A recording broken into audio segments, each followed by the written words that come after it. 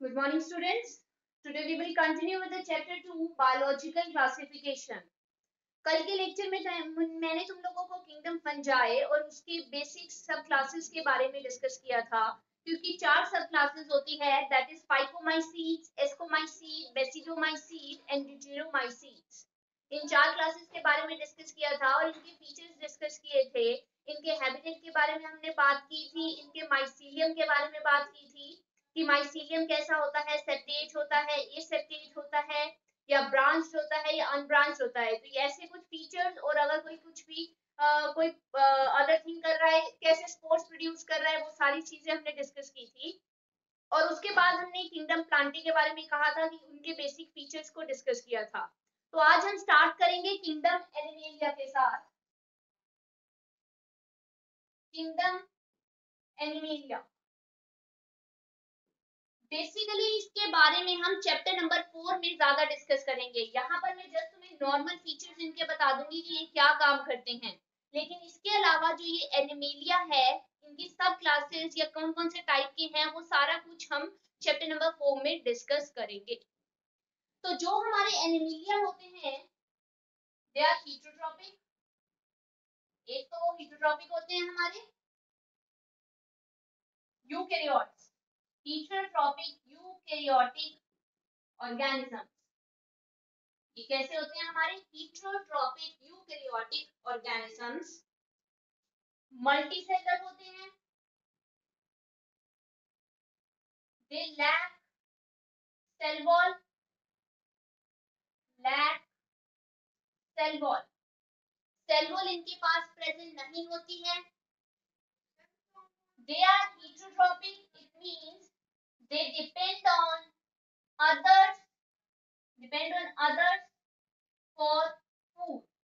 हीटरोट्रॉपिक है, इसका मतलब ये दूसरों के ऊपर डिपेंड करते हैं फूड के लिए। इनकी बॉडी में जो फूड होता है वो ग्लाइकोजन की फॉर्म में स्टोर होता है।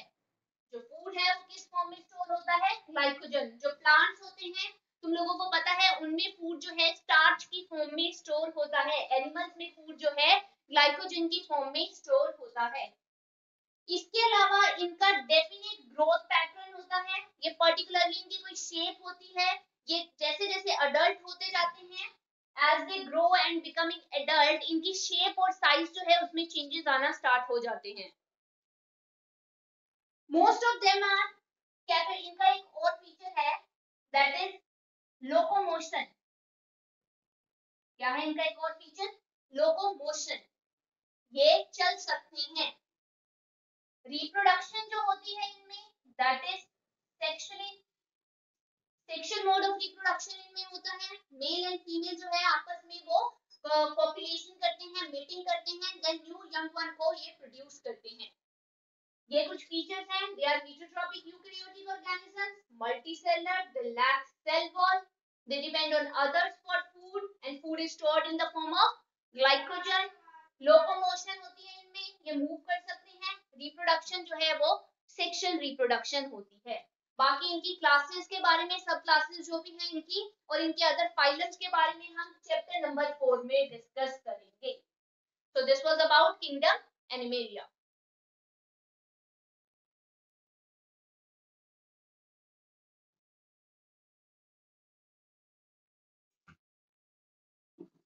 नेक्स्ट जो हमारा टॉपिक है आज का, वो है viruses, viroids and lichens. Viruses, viroids and lichens. तो सबसे पहले हम वायरसेस के बारे में डिस्कस करेंगे। वायरसेस के बारे में डिस्कस करेंगे। अब जो वायरसेस हैं, अब या फिर तुमने नॉर्मली कई बार सुना होगा कि कोल्ड हो जाता है, हम लोगों को फ्लू की प्रॉब्लम हो जाती है। तो ये कोल्ड हो रहा है, ये फ्लू हो रहा है, ये किसकी वजह से होता है? हम बोलते हैं कि जैसे मौसम चेंज होता है तो हमारा वायरल इन्फेक्शन हमें हो जाता है। तो वायरल इन्फेक्शन किसकी वजह से होता है? हमें वायरसेस की वजह से होता है। वायरसेस होते हैं जो हमें इन्फेक्शन कॉज करते हैं। वायरसेस जो होते हैं, they are not true living. Viruses are not true living. होते हैं जब तक किसी की बॉडी के आउटसाइड होते हैं तब तक ये लिविंग की कैटेगरी में कैटेगराइज नहीं होते हैं, लेकिन जैसे ही ये एक होस्ट के अंदर चले जाते हैं, जैसे ही ये किसी होस्ट के अंदर चले जाते हैं, they are considered as living, क्योंकि ये अपना जो वायरल आरएनए होता है, इनके जो जेनेटिक मटेरियल है that is in the form of RNA. जो वायरसेस में जेनेटिक मटेरियल है वो क्या है हमारा आरएनए।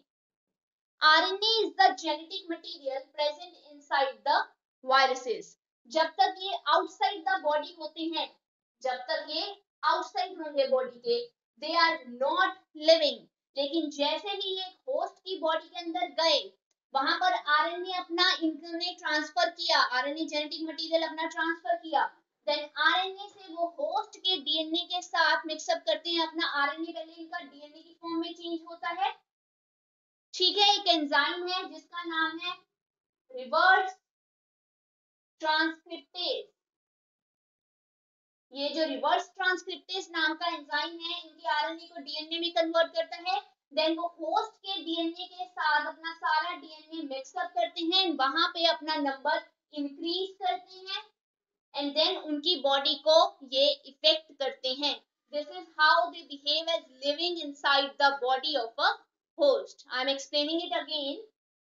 जब तक ये बॉडी के बाहर होते हैं, they are not considered as living, but जैसे ही ये किसी की बॉडी के अंदर चले जाते हैं, होस्ट की बॉडी के अंदर ये चले गए, तब क्या होता है, ये लिविंग की कैटेगरी में हमारे आ जाते हैं।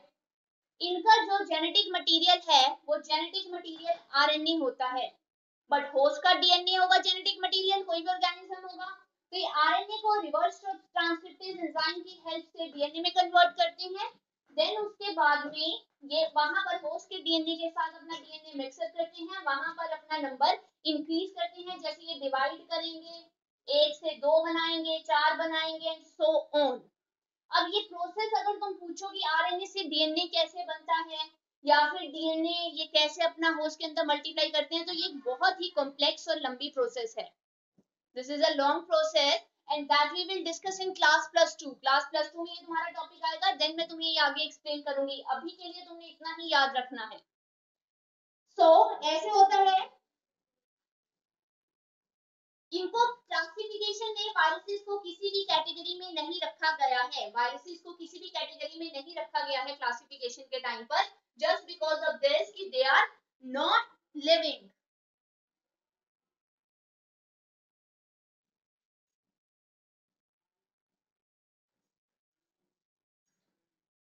नेक्स्ट हमारा क्या है, viruses are non cellular organism, non cellular organism, they are non-cellular organisms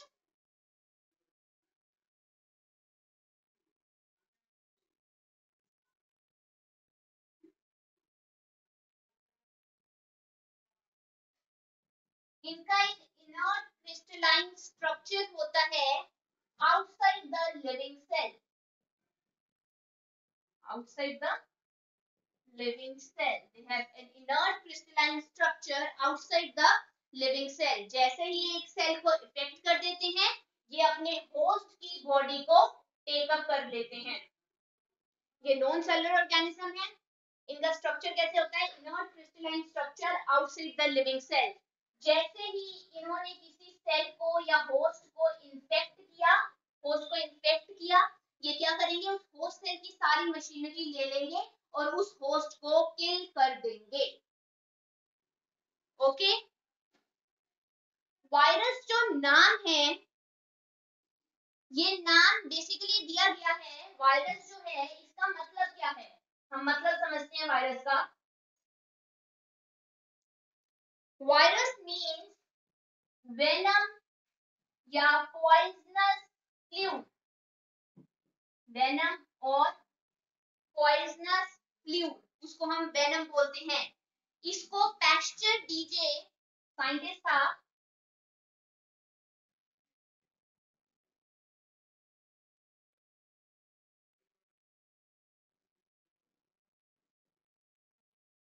ये एक साइंटिस्ट है,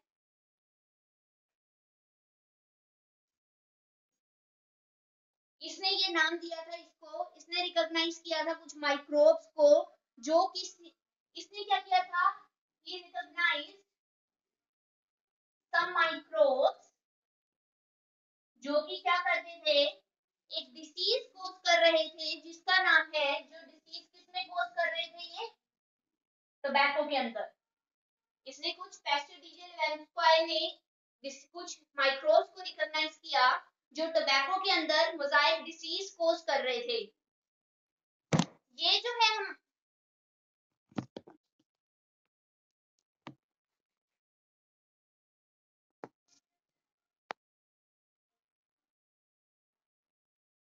ये जो होते हैं, they are smaller than bacteria, smaller than bacteria. Bacteria से ये स्मॉल होते हैं थोड़े से, बिकॉज ऐसा क्यों होता है, because they pass through bacteria pre filters, ये पास कर जाते हैं जो हमारे बैक्टीरिया के लिए बॉडी के अंदर फिल्टर्स लगे हुए होते हैं, उन फिल्टर से ये पास कर जाते हैं, because they are smaller in size.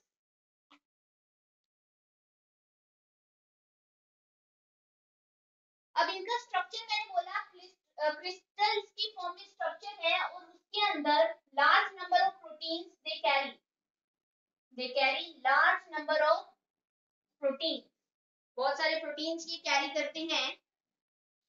Proteins के अलावा मैक्सिमम टाइम इनका जेनेटिक मटेरियल आरएनए होता है, but some time genetic material can be DNA. इनके हम फीचर्स की बात कर रहे हैं। फीचर्स में मैंने बोला they contain large number of proteins and there genetic material is RNA either DNA. कोई भी वायरस ऐसा नहीं होता है, नो वायरस इज लाइक कि उसमें डीएनए और आरएनए दोनों प्रेजेंट होंगे। नो वायरसेस have DNA और RNA both, and DNA and RNA दोनों में ऐसा नहीं होता है कि होगा प्रेजेंट हमारा होगा। वायरसेस जो होते हैं, वायरसेस का DNA या RNA सिंगल स्ट्रैंडेड भी हो सकता है या फिर डबल स्ट्रैंडेड भी हो सकता है। अब मैंने तुम्हें बताया था कि डीएनए का स्ट्रक्चर इस तरह से होता है, ये एक स्ट्रैंड, ये दूसरा स्ट्रैंड, तो ये डबल स्ट्रैंड भी हो सकते हैं या फिर एक सिंगल स्ट्रैंड भी इनमें प्रेजेंट हो सकता है।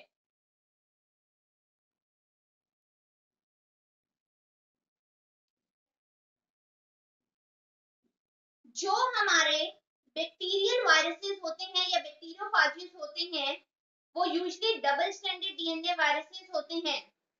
जो हमारे बैक्टीरिया के वायरसेस होंगे, बैक्टीरियोफाज भी जिनको बोला जाता है, दे आर डबल स्ट्रैंडेड। वो कैसे होते हैं, हमारे डबल स्ट्रैंडेड होते हैं। इनका स्ट्रक्चर तुम लोग देखना अपनी बुक में, तुम्हें दिखाया गया होगा कि वायरसेस का स्ट्रक्चर कैसा होता है। इनकी जो बाहर की जैसे ये कोटिंग होती है, this coating is called as capsid. इसको हम क्या बोल देते हैं, कैप्सिड, जो कि प्रोटीन्स की बनी हुई होती है। हमारी इस कोटिंग को हम क्या बोलते हैं, कैप्सिड बोलते हैं, और ये प्रोटीन्स की बनी हुई होती है। वायरसेस जो होते हैं हमारे, बहुत सारे डिसीज कोज करते हैं। वायरसेस जो होते हैं वो बहुत सारे डिसीजेस कोज भी करते हैं। वायरसेस कोजेस डिसीज, जैसे कि मम्स हो गए हमारे, स्मॉल पॉक्स हो गया हमारा, इसके अलावा हमारा इन्फ्लुएंजा हो गया, हर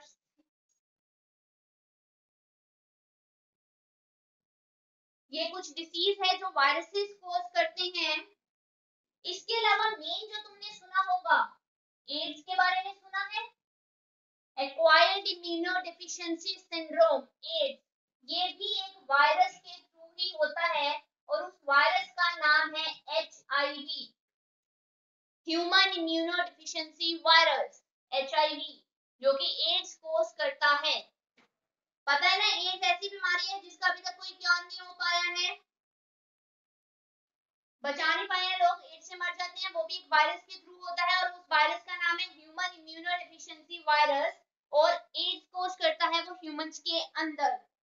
ये तो हमने ह्यूमंस की बात कर ली। इसके अलावा प्लांट्स जो होते हैं उनमें भी ये डिसीज कोज करते हैं, और प्लांट्स के अंदर कुछ सिम्टम्स नजर आते हैं जब वायरस से वो इन्फेक्ट होते हैं। वो सिम्टम्स क्या हैं हमारे? Mosaic formation, leaf rolling, leaf की रोलिंग हो जाएगी, ठीक है।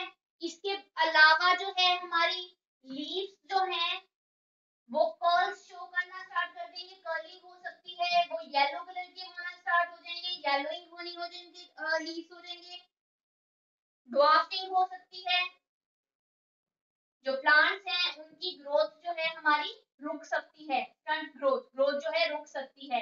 तो ये कुछ सिम्टम्स है प्लांट में नजर आते हैं जब वो एक वायरस से इन्फेक्ट होते हैं।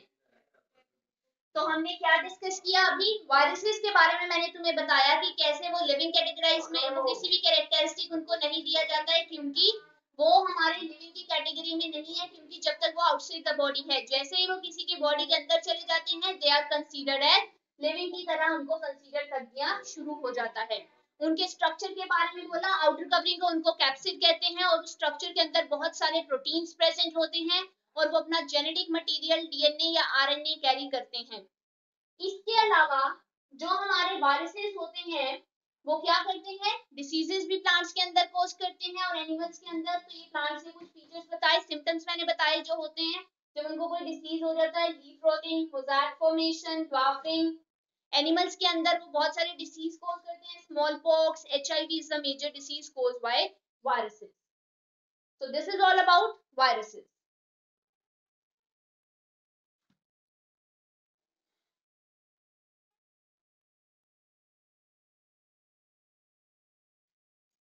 नेक्स्ट जो हम डिस्कस करेंगे वो है वायरोइड। वायरोइड्स के बारे में बताऊंगी।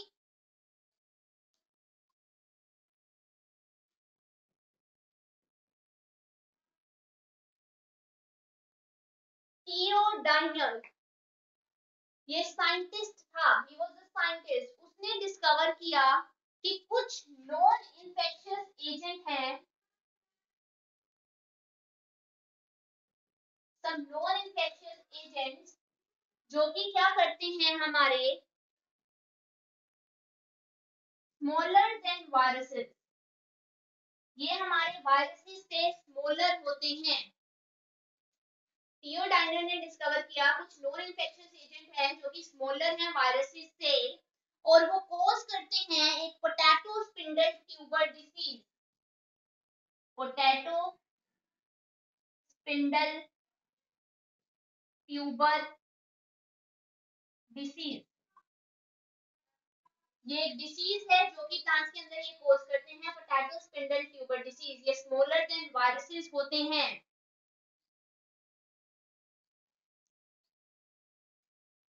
ये फाउंड किया गया कि इनके पास फ्री आरएनए होता है, they have free RNA.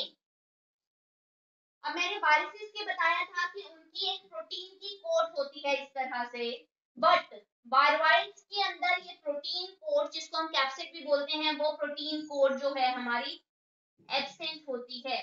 Protein coat is absent, protein coat इनमें प्रेजेंट नहीं होती है। इसी वजह से इनका नाम है the lab protein virus, protein code. That is why they are not considered as viruses, they are considered as viroids because they do not have protein code present in them. That is why they are not viruses, they are categorized under viroids. और इसके अलावा मैंने बोला इनके पास RNA तो होता है लेकिन वो लो मॉलिक्यूलर वेट होता है, उसका वेट क्या होता है? कम होता है।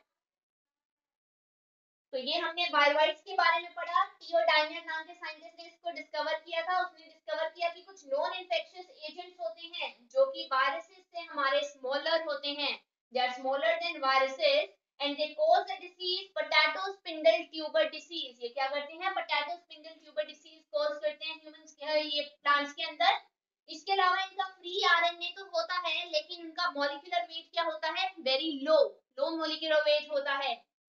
वायरसेस और वायरॉइड्स में मेन डिफरेंस यही है कि वायरसेस जो हैं उनके पास प्रोटीन कोड प्रेजेंट होती है, लेकिन जो वायरॉइड्स हैं उनके पास प्रोटीन कोड एब्सेंट होती है, प्रोटीन कोड प्रेजेंट नहीं होती. That is why they are called as viroids. So this is about viroids.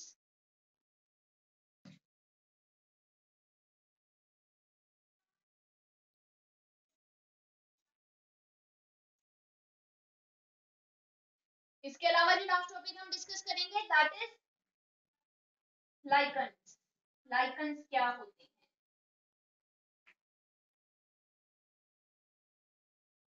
तुम सभी को पता होगा, तुमने जूनियर क्लासेस में लाइकन्स के बारे में पढ़ा हुआ है. तो लाइकन्स क्या होती हैं? These are symbiotic associations.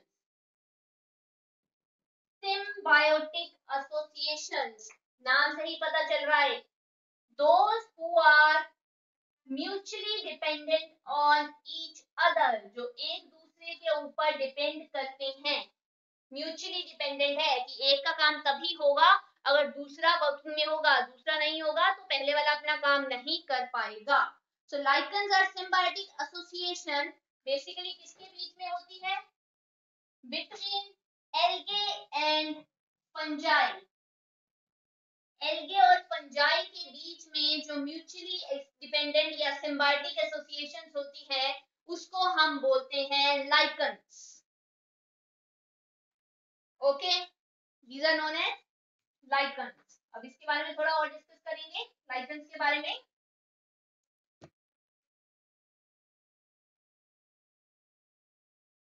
जो इसका एल्गे पार्ट होता है और एक होगा फंगल पार्ट. एल्गे पार्ट या फिर हमारा क्या होगा? Fungal component. एल्गे पार्ट को हम बोलेंगे फाइकोबायोम. फाइकोबायोम. जो हमारा फंगल पार्ट होगा उसको हम बोलेंगे mycobiome. Algae part is called as phycobiome. Fungal part is called as mycobiome. जो कि हमारा ऑटोट्रोपिक भी हो सकता है या फिर हमारा हीट्रोफंगल कंपोनेंट जो है हमारा, इट कैन बी ऑटोट्रोपिक और कैन बी हीट्रोट्रोपिक. ये हमारा ऑटोट्रोपिक भी हो सकता है, ये हमारा हीट्रोट्रोपिक भी हो सकता है. अब ये क्या काम करते हैं? जो हमारे एल्गे होते हैं, एल्गे जो हैं they prepare food for fungi. Algae part क्या करता है हमारा? They prepare food for fungi. Fungal part क्या करता है? ये हमारा एब्जॉर्ब करता है सारे के ये हमारे मिनरल्स की एब्जॉर्प्शन करेगा या फिर हम बोलें प्रोवाइड शेल्टर. ये शेल्टर प्रोवाइड करता है एंड एब्जॉर्ब्स मिनरल न्यूट्रिएंट्स. सारे के सारे मिनरल न्यूट्रिएंट्स को ये क्या करता है? Mineral nutrients and water for algae. Algae के लिए ये मिनरल न्यूट्रिएंट्स और एल्गे को हमारे न्यूट्रिएंट्स को और वाटर को एब्सॉर्ब करता है.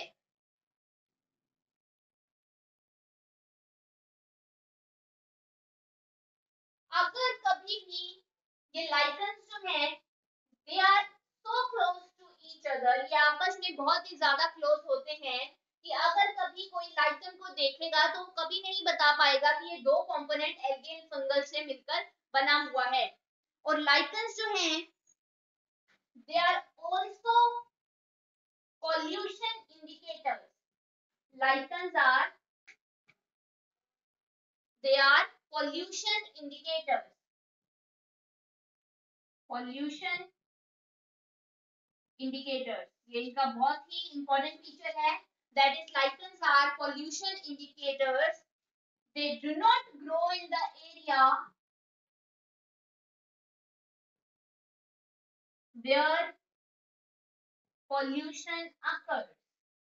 Basically more pollution occurs.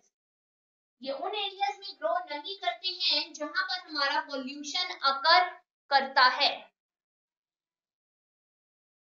Okay, तो this was about lichens. Lichens में मैंने तुम्हें क्या बताया, एल्गे एंड फंजाई जो है आपस में म्यूचुअली एक्सक्लूसिव एक एसोसिएशन बनाते हैं जिसको हम सिम्बायोटिक एसोसिएशन भी बोलते हैं. और ये आपस में सो क्लोज होते हैं कि वन कैन नॉट डिस्टिंग्विश कि दो कंपोनेंट से ये बना हुआ है. लाइकन्स हमारे पोल्यूशन इंडिकेटर्स भी होते हैं. ये एल्गे एंड फंजाई से मिलकर बने हैं. एल्गे को हम फाइकोबायोन्ट्स कहते हैं, फंजाई को हम माइकोबायोन्ट्स कहते हैं. एंड जो एल्गे होता है वो क्या करता है, फंजाई को फूड प्रोवाइड करता है. जो फंगल होता है वो क्या करता है हमारा, वो उसको शेल्टर प्रोवाइड करता है.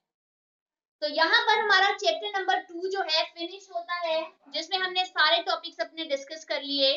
तो आज हमारा चैप्टर नंबर 2 फिनिश हुआ. So this is all about today's lecture. Thank you. अगर किसी को कोई भी डाउट होगा या कुछ भी प्रॉब्लम है, they can ask me any time. Thank you.